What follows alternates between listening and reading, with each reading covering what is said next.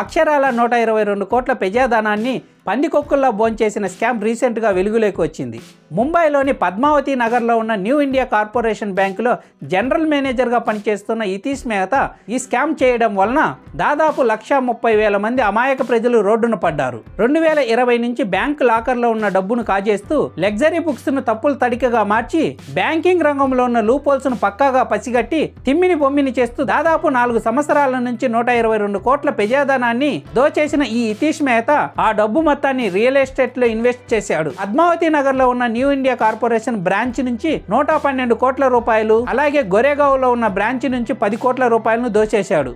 ఇంత టెక్నాలజీ పెరిగినా కూడా బ్యాంకింగ్ రంగంలో ఇటువంటి ఘరానా మోసాలు జరుగుతున్నవి అంటే ఆ లోపాలను పసిగట్టే ప్రయత్నం పెద్దవాళ్ళు చేయకపోవడమే దీనికి కారణం. ఇలాంటి మోసగాళ్ళు కొట్టేసిన డబ్బంతా తిరిగి గవర్నమెంట్ రకరకాల పన్నుల రూపంలో ప్రజల దగ్గర నుంచే వసూలు చేస్తుంది. ఇలాంటి నేరస్తులను శిక్షించడానికి ఎన్ని రకాల చట్టాలు ఉన్నా అంతకు మించి తప్పించుకోవడానికి మరెన్నో లోసుకులు చట్టంలో ఉన్నంత కాలం ఇలాంటి నేరగాళ్లను అరికట్టడం అసాధ్యం.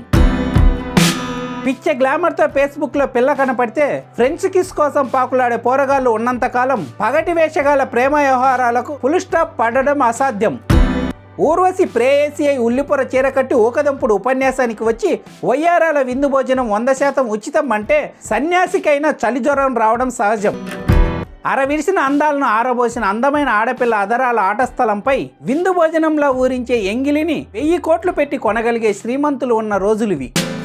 ఒక మనిషి యొక్క వ్యక్తిత్వం తెలుసుకోవడానికి రోజులు తరబడి అతనితో చర్చలు చేయాల్సిన అవసరం లేదు. 1 గంట సేపు ఏదైనా ఒక ఆట ఆడితే చాలు స్నేహానికి విలువిచ్చి ప్రోత్సహిస్తాడో లేక తన స్వార్థమే పరమావధిగా భావించి గెలుపుకై సాహసిస్తాడో తెలిసిపోతుంది.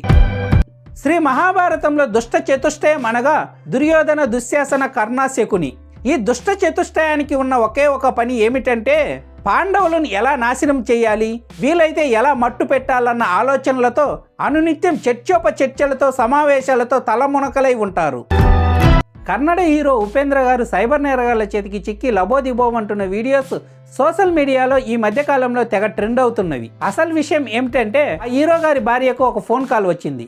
ఆ ఫోన్ కాల్ను లిఫ్ట్ చేసిన ప్రియాంకకు అవతలి వ్యక్తి ఈ విధంగా మాట్లాడాడు. మీరు ఆర్డర్ చేసిన ప్రోడక్ట్ మిస్ అయింది, మళ్ళీ ఆర్డర్ చేయాలి అంటే #తో పాటు నేను పంపించే లింకును క్లిక్ చేసి అందులో ఆల్టర్నేట్ ఫోన్ నెంబర్ కూడా ఎంటర్ చేయండి అని చెప్పాడు.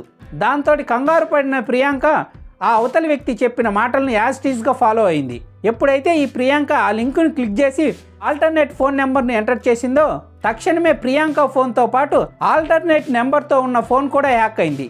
ఆ ఆల్టర్నేట్ నెంబర్ ఎవరిదో కాదు, ప్రియాంక భర్త అయిన ఉపేంద్ర గారి నెంబర్. దాంతో సైబర్ కేటుగాళ్ళు ఆ కాంటాక్ట్ లిస్ట్లో ఉన్న అన్ని నెంబర్లకు మెసేజ్లు చేశారు. నాకు 30,000 కావాలి, 20,000 కావాలి, 50,000 కావాలి అంటూ మెసేజ్లు చేశారు. నాకు PhonePe number, Google pay number block అయింది, నేను పంపించే ఈ కొత్త నెంబర్లకు మీరు డబ్బులు పంపించండి, రేపటి రోజున మీ డబ్బులన్నీ మొత్తం తిరిగి ఇచ్చేస్తాను అంటూ మెసేజ్లు పెట్టడంతో కొంతమంది ఆ మెసేజ్లు నిజమని డబ్బులు పంపించారు.